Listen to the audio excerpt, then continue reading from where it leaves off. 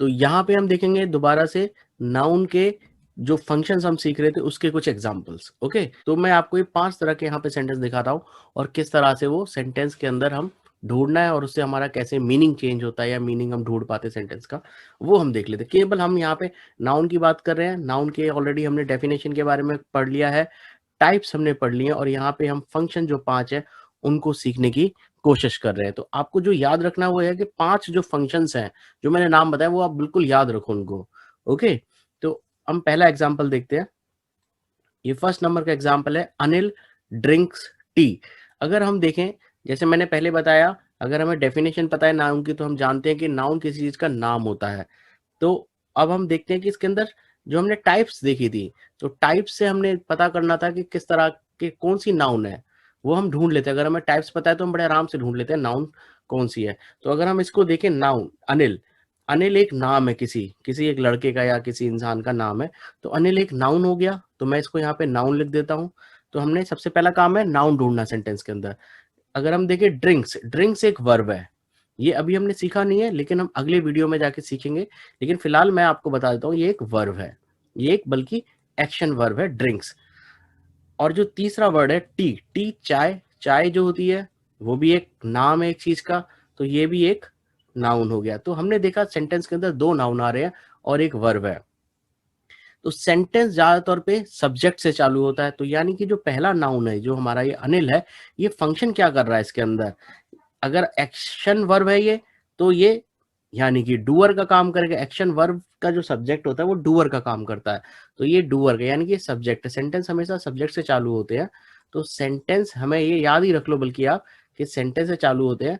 और ये अगर हम सेंटेंस को 2 पार्ट में डिवाइड कर दें तो हमें समझ में आएगा कि जो पहला पार्ट है वहां पे सब्जेक्ट है, फिर बीच में वर्ब आ गई और हम इसको यहाँ पे ऐसे इसको डिवाइड कर देते हैं। ठीक है, तो आप अगर ये लाइन यहाँ पे ऐसे पूरा खींच दो और वर्ब के बाद हम एक छोटा लाइन यहाँ पे खींच देते हैं, वर्टिकल स्टैंडिंग लाइन।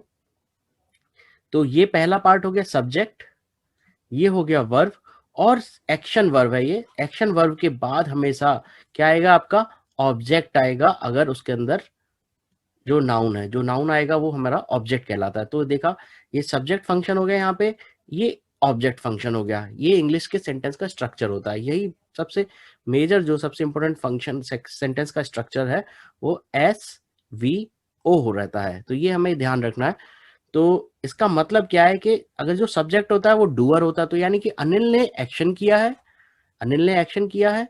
और एक्शन किसके ऊपर हुआ है, टी के ऊपर हुआ है। तो यानी कि अगर हम यहाँ पे देखें, अगर ये अनिल है तो इसने जो ये टी है, तो अगर हम देखें ये टी का उसने एक्शन किया। अनिल क्या एक्शन किया, उसने ड्रिंक किया है, टी को ड्रिंक किया है। तो अनिल ने टी को पिया है, इसने एक्शन किया है, ये करने वाला है, डूअर है, और ये रिसीवर है, इसके ऊपर ड्रिंकिंग का एक्शन हुआ है। जो चाय जो है अनिल ने पी ली है। इस सेंटेंस का बड़े आराम से हम सब्जेक्ट और ऑब्जेक्ट के हिसाब से भी मतलब निकाल सकते हैं। लेकिन हमारा यहाँ पे काम क्या था कि केवल ये ढूंढना कि सब्जेक्ट और ऑब्जेक्ट सेंटेंस के अंदर हमने ढूंढ लिया। फंक्शंस, केवल हम नाउन के फंक्शन देख रहे हैं कि यहाँ पे जो नाउन होता है ये सब्जेक्ट का काम कर रहा है और ये एक्शन वर्ब के बाद आ रहा है तो ये ऑब्जेक्ट का काम कर रहा है। ओके, तो पहला सेंटेंस हमारा क्लियर हो गया। हम अब अगर हम इस सेंटेंस को देखें, सेकंड नंबर सेंटेंस को, so there is a house. अभी हम नाउन की बात करें तो वर्ब मैं आपको यहाँ पे बता देता हूँ,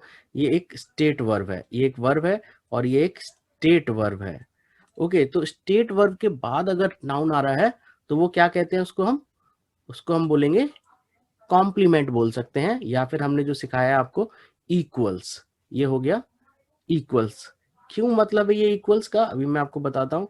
और ये जो वर्ब से पहले हमेशा वर्ब हो आता है। ये एक बार मैं फिर से लाइन ड्रॉ कर देता हूँ, ये एक लाइन ड्रॉ करी मैंने और यहाँ पे मैं एक वर्ब के बाद एक ऐसे इंक्लाइंड लाइन, एक टेढ़ी लाइन में बना रहा हूँ, ये स्टैंडिंग लाइन है। सो देयर हमारा सब्जेक्ट हो गया, ये वर्ब हो गया, यही स्ट्रक्चर रहता है एस वी ओ। तो ओ यहाँ पे ना आके नाउन आ रहा है तो यहाँ पे इक्वल्स कर रहा है ये। तो ये जो कॉम्प्लीमेंट है, ये अगर हम देखें ये फंक्शन क्या करता है, ये फंक्शन करता है there is equals to house.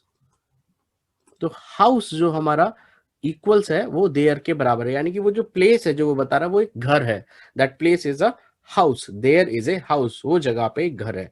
Okay, इसीलिए यहाँ पे हमने ये जो लाइन है इंक्लाइंड बनाते, क्योंकि ये जो नाउन है ये वापस रेफर कर रहा है सब्जेक्ट को, ये वापस सब्जेक्ट की तरफ पॉइंट कर रहा है, यानी कि सब्जेक्ट को बराबर कर रहा है, इसलिए ये एक्शन वाले सेंटेंस से हमारा थोड़ा अलग होता है, और ये केवल इक्वल्स कर रहा है।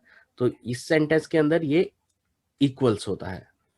अभी हम तीसरा सेंटेंस देखें।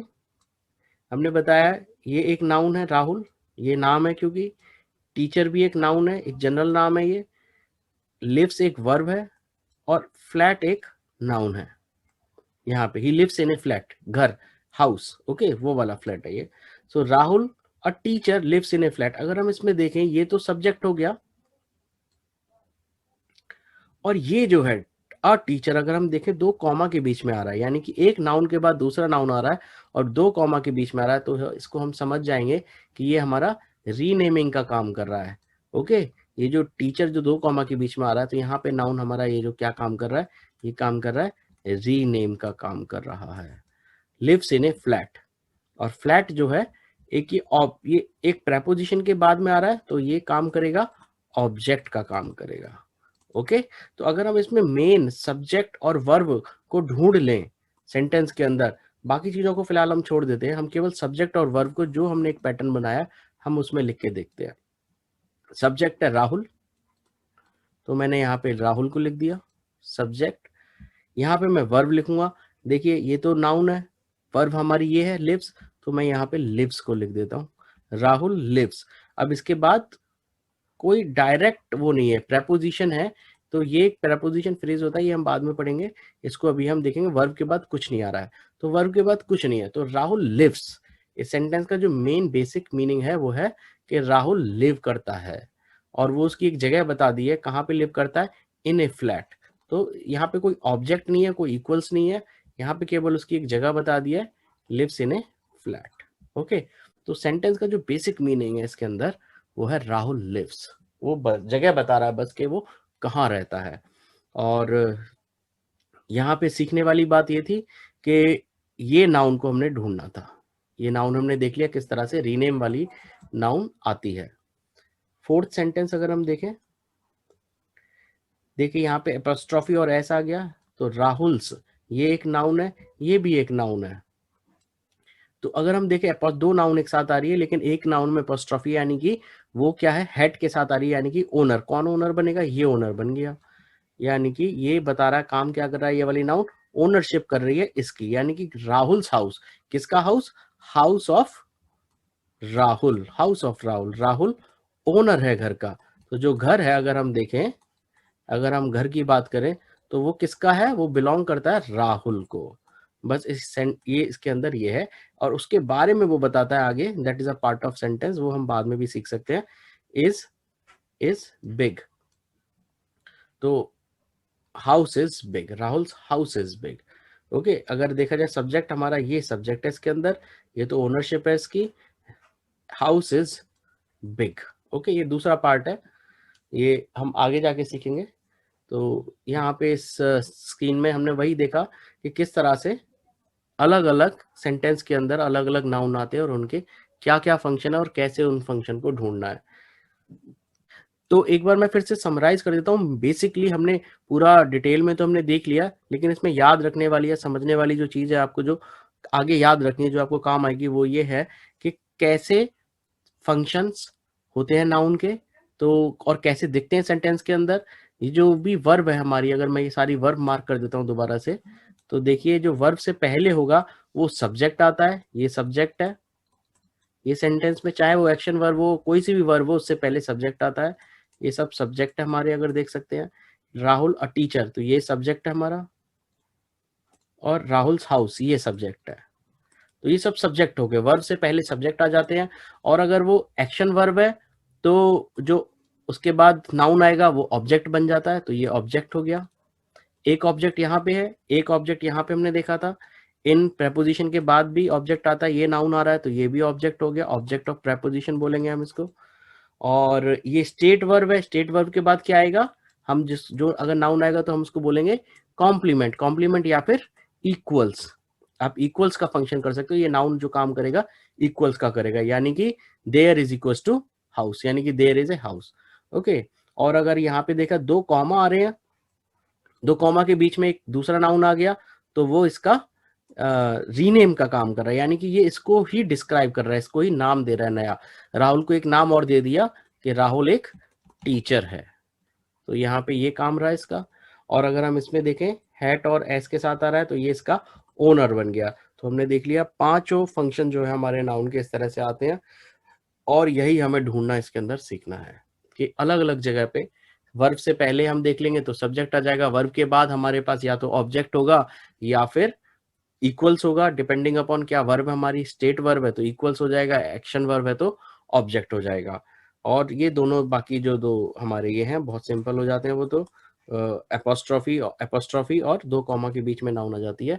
तो ये आपको याद रखना है। सेंटेंस के अंदर हम आगे जाके देखेंगे, नाउन को ढूंढेंगे, नाउन की लोकेशन ढूंढेंगे, नाउन क्या काम कर रहा है हम वो ढूंढेंगे, और इस तरह से हमें सेंटेंस का मीनिंग धीरे धीरे निकल कर आने लगेगा।